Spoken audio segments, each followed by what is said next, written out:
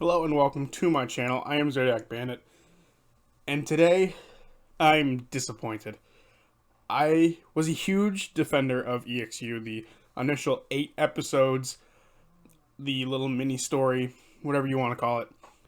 I defended it for a long time. I defended Abria from people not necessarily liking her, DMing style. So when they announced EXU Kymal, I got really, really excited for it. I was so hyped for it. I was so ready to do this, make a recap video on it and all that. And then I watched it. And the first episode was fun. But right away, there were immediate problems. And then episode 2 happened, and again, those same problems just persisted. And it's disappointing for me as a viewer who really enjoyed the first 8, so seeing these next 2 is a little frustrating. But before I get into more detail of what made it so disappointing for me, I want to talk about the positive things from it. I'm not going to recap it. It's very, very short, so they're not very short. The one's 5 hours and the other's 4.5, but if you want to watch it, go watch it. This is more of an opinion piece now instead of a recap and thoughts on video.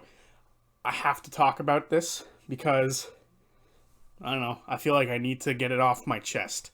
It's bugging me just a little bit. So, let's get to the positives first, like I said. First things first, the players were all fantastic. They were all great. I love seeing Robbie and Amy. Matt does a great job. Erica Lindbeck was fantastic. Anjali was great. She had a few moments that irked me a little bit, but I'll get into that later when I get to the disappointment part. And Abria, I thought she had some very, very good, fun moments in this. When she would slow down and take things more serious and be less jokey and less jumping around and all this, it was really good. I liked the quieter moments with Abria. I liked the most serious moments with Abria. She does a very good job of bringing an intensity to those serious, meaningful moments, which is good. And I really appreciate that from her. It was very fun to sit there when they're in their room, kind of coming up with a plan or sleeping for the next day. And Dorian and Cyrus have their moment. That was really good. That was really good. It was fun to listen to. There was a lot of power behind the choir moment there. But I need to get into the disappointment now. There is more good. I thought there was a lot of good, but it's, for me, shrouded in a lot of this disappointment. So, I'm going to get into it. I'm going to start with Abria. And it seems, and I don't know what could have changed, but there was a lot of criticism levied toward her after EXU about pacing, plot armor, and all this. And she didn't fix that. In fact, there's something that she introduced in this campaign that made the plot armor fucking worse. She gave them a plot armor mechanic which is beyond frustrating. And that alone bugs the shit out of me. Giving them some sort of go back in time and make this thing perfectly fit the situation. And I did not enjoy that whatsoever.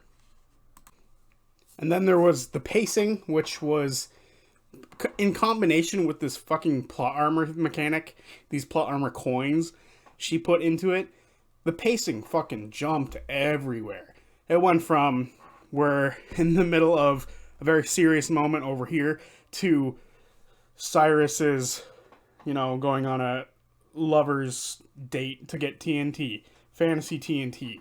And it was just so, the pacing was off, and because of that, the vibe and the feel from those moments were fucking off too. Like, you would go from, them sneaking in, trying to, get to the lock and open the thing up and having visions of the Raven Queen and shit like that. And then you'd get Cyrus. Well, you wouldn't get it. They gave a brief moment of Cyrus and his little get TNT backstory, which was fucking ridiculous. And there was moments like that just dotted throughout. You would go from Anjali talking to her little thief informant to Dorian skipping between rooms in a spa and, you know, having his face suddenly burnt and being naked and walking around. And it was there was tonal shifts that were just really bad. And with it only being 2 episodes, you'd think Abria would construct a line and not give them so much room to fucking move off that line. And it's frustrating because that fucking spa thing didn't need to happen. The only thing that needed to happen is for Fy'ra to go meet the fucking kid somewhere. That's it. That's all that needed to happen. They didn't need to go to the spa. They didn't need to go to every fucking room and experience what everything was about. And I get why it's fun to do that kind of stuff, but when you only have so much time, you can't. There are things that have to be given up. And there's a low bar for humor in this, in EXU Kymal, for some reason. EXU's comedy was great. Critical Role's campaign, the regular campaign comedy, is great. The fucking low bar in the comedy for EXU Kymal just felt grating and annoying. There were so many times where, and you know, they do their typical making my way jokes and shit like that, which, whatever, that's fine. That's pretty typical. But they would make fucking lame jokes a lot. And some of them didn't feel placed right or whatever. It would really affect this tonal shift that I was talking about earlier. And this is so frustrating. The pacing was so piss poor because they spent fucking 2 hours not even introducing, they spent like 2 hours in this bar before we really got to dive a little bit into what Morgan was. And that's fucking annoying. The pacing, you have 4 hours in a session and you're gonna waste 2 of it doing nothing. That was the first half of the first episode. It's just mildly frustrating. Sorry if there's construction going on behind me. It's just mildly frustrating. And so anyway, the jokes didn't land for me, which might just be a personal problem that I have. I don't know. There's just so much I didn't like about it. And then I need to talk about Anjali just a little bit. I thought she was overall really good, really fun. I didn't mind her at all. However, well, not at all. I didn't mind her for the most part. But there is a few moments where she would metagame a lot. Like, right in the first 2 hours of the first session, she did something, and then something behind her was happening that she had no idea was happening, and just immediately interjected into it as if she knew exactly what was happening. And that is beyond frustrating as a viewer. And to go with that metagaming, she was also a mild spotlight hog. Whenever someone would do something, she would also jump in on it. And she did that a lot more than the metagaming thing.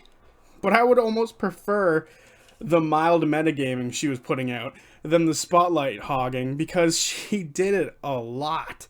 And a part of that is she had a bunch of really good stats. So she almost felt like she could do it because she can do everything. And that is beyond frustrating. And yeah. So that's my only complaint about her, is that she had a few very bad spotlight hog moments and a few metagaming moments. Everyone else did okay. There were a couple moments where somebody would say they wanted to do something, and then they would go back on it, and then go back on it, and then go back on it. And that happened a few times. But some of these players, like Amy, and I don't know Erica Lindbeck's background at all. I feel like she did know what she was doing. I don't know if she's, like, is she a part of Dimension 20? I don't know. I should have looked into it.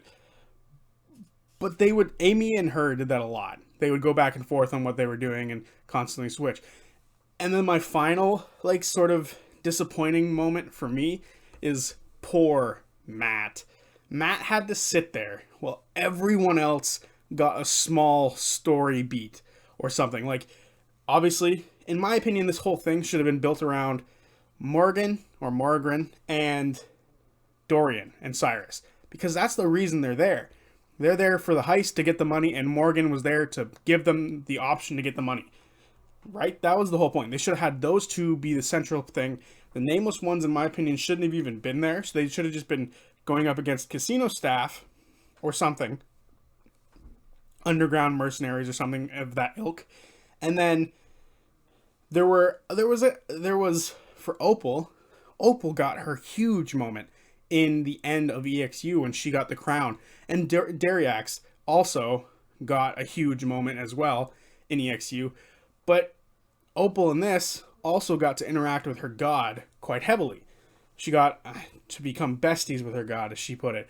And she had the choice to alter her image back to not look so fucked up anymore, but chose not to. Fine. But then Abria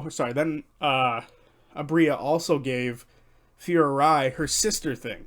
And there's way too many things going on at once in this 2-episode thing for it to not end up becoming a mild mess. And that's what ended up happening. It became a mild mess. And it sucks that it became this sort of jumbled, messy thing. And it's frustrating. Like, if it were me in Abria's spot, that fucking mechanic never would have happened. I would have had them plan it out in between sessions, and if it went awry, it went awry. You know? Have them plan it out in between and not give them this fucking go back in time mechanic to fit the situation perfectly. That, to me, was stupid. And then, like I said, I would have based it around getting the money for Dorian and Cyrus and Morgan, and just had those plot points and had the other three be there. Because during this EXU Kymal, the only person who didn't get anything was fucking Dariax. Matt. The person who has to sit behind a DM screen forever. He is a forever DM. And him sitting there getting nothing fucking blows. He played it off like a fucking professional. And he did an amazing job of just enjoying the moment, enjoying not having to roll 15 different enemies and all that. But fuck me. Does it suck to see the forever DM sit there and be the literal only side character. And that sucks. And yeah, there was a couple of moments where I have no doubt that if they turned the wrong corner, they could have ran into his ex. Great. That's fucking great. My long lost sister's over here. My goddess is giving me the appearance change. I have the Raven Queen whispering in my ear over here, and I'm pulled off a million heists here in Kymal. And then Dorian's over here with Cyrus. And there's just too much going on for this. It fucked the pacing. And then the comedy wasn't funny for me. And there's, I don't know, too much going on. It was too frustrating, too annoying. So, yeah.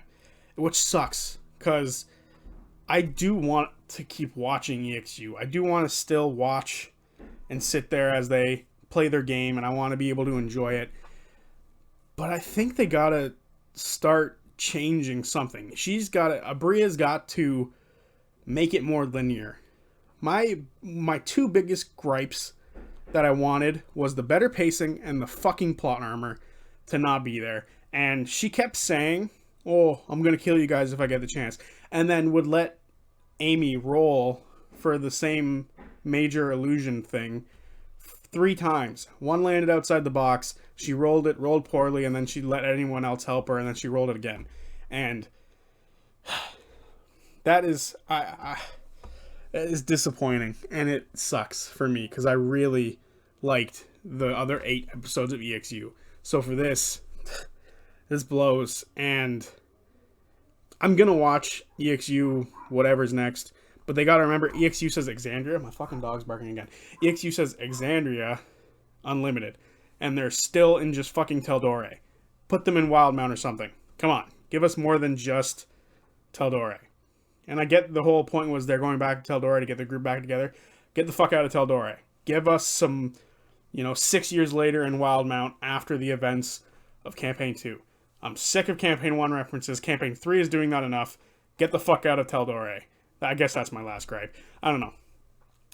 EXU Kymal was disappointing for me. Let me know what you thought in the comments. I sound very vehement. It was still fun to watch. It was I still enjoyed player interactions. I still enjoyed watching the combat. The combat was the best.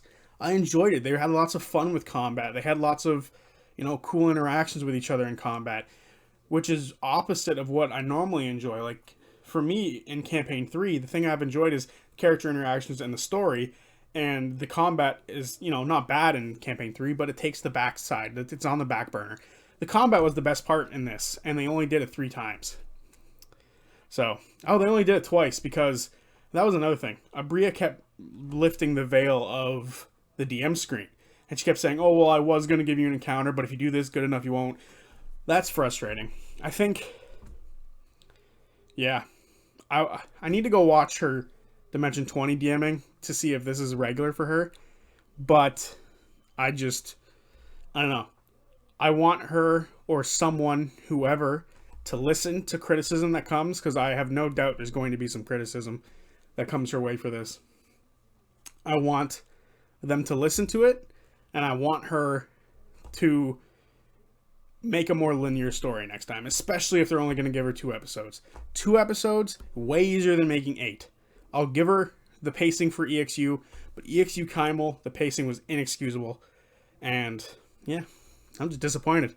Let me know what you thought in the comments. Sorry if this is a Debbie Downer moment. I normally don't shit on anything Critical Role like this, but this bugged me. This irked me. And it really sucks because I loved EXU. So, yeah. That's me for today. Peace out, guys.